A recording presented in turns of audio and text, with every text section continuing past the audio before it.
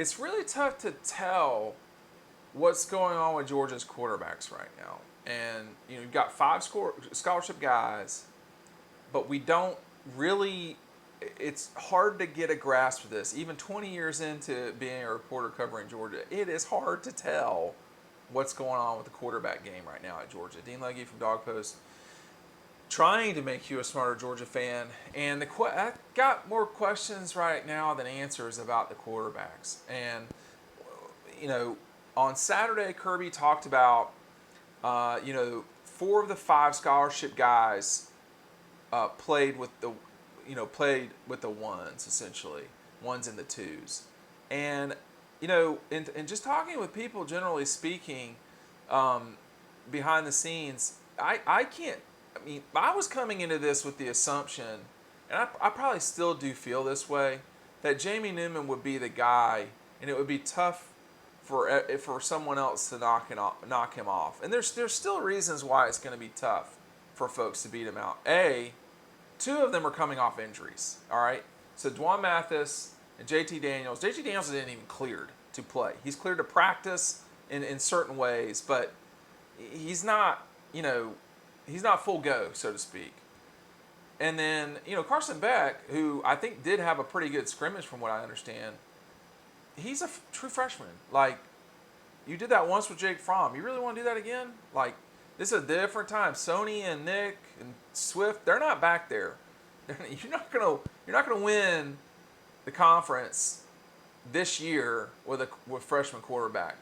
At least I doubt it. Now we'll see what Alabama has to say about that in the future. But at Georgia, this is what Kirby said about the quarterbacks. Going back to the quarterback question, I'm pretty sure we had every quarterback goes with the one unit at one time. I don't think Stetson Bennett got to go with the one. Stetson did a good job in the groups he did go with. Jamie Newman operated with the ones. JT Daniels operated with the ones. Mathis got a red area series with the ones as well. And he also talked about Carson Beck. The reps came out pretty balanced.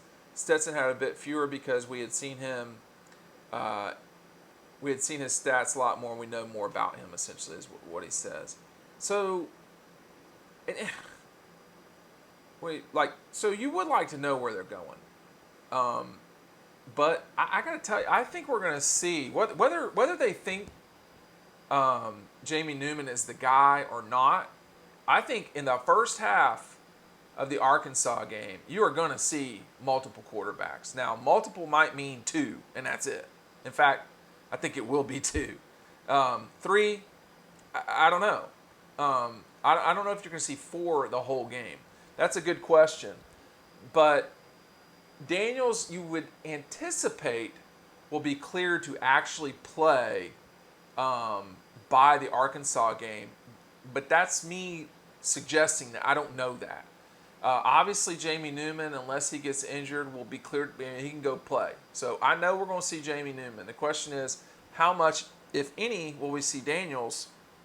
And if we don't see Daniels, does that mean we're going to see Mathis? Does that mean we're going to see Carson Beck? Does that mean we're going to see Stetson? And that they know a lot about him, they don't need to see a lot. So,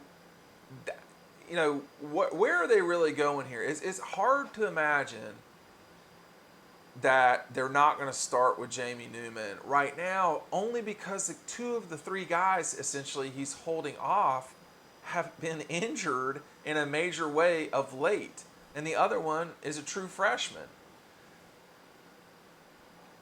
I don't think they're going to risk anything this year. I think they're going to put all their cards on the table, and then they're going to do it as fast as they can. And they're going to use that Arkansas game as a way to tell what they should do going forward.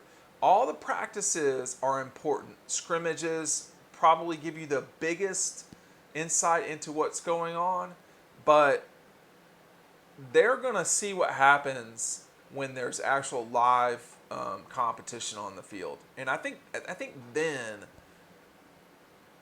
the whole league program, everyone will see what's going on. Because if you want explosive plays, I mean, it looks like Carson Beck gave you an explosive play during the scrimmage on Saturday. That doesn't exclusively give you the starting job. There's a lot of things that go into this. There's leadership in the huddle. There's intellectual ability in terms of diagnosing defenses. And there's just straight up performing, making the right decision and executing the throw. That's what makes good quarterbacks. If Jake Fromm was so good before the snap, he regressed as his career went on as the snap happened. Georgia needs better post-snap production from its quarterbacks or quarterback. And that's going to be the real question in this season. This is becoming a really good team. You can tell, feel, whatever, that they feel pretty comfortable with the run game. That means the quarterback is going to have to do his part. Who is that quarterback going to be? That's the question. Check out this 2020 playlist. As we get closer to the season, more information comes out, but this playlist is still very relevant to the 2020 season. I'd encourage you to watch it right now.